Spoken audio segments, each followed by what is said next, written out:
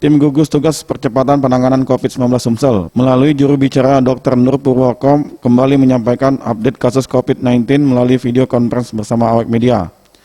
Dari update tersebut, diketahui bahwa jumlah pasien sembuh COVID-19 di Sumsel bertambah 8 orang, 7 orang dari Kota Palembang dan 1 orang dari Pagar Alam.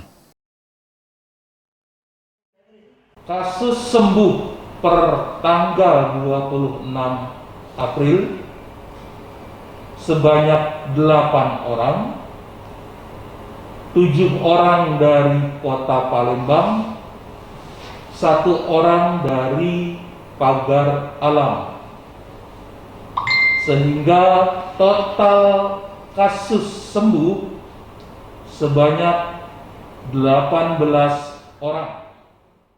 Selain itu, Nur Purwoko juga menyampaikan telah terjadi penambahan kasus konfirmasi positif baru COVID-19 di Sumsel sebanyak 10 orang.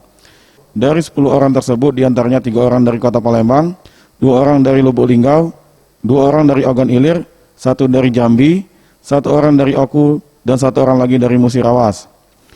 Berdasarkan press release COVID-19 di Sumsel per 26 April 2020, jumlah orang dalam pemantauan sebanyak 3.446 orang, jumlah ODP selesai pemantauan sebanyak 2.156 orang, dan jumlah ODP masih dalam pemantauan sebanyak 1.290 orang.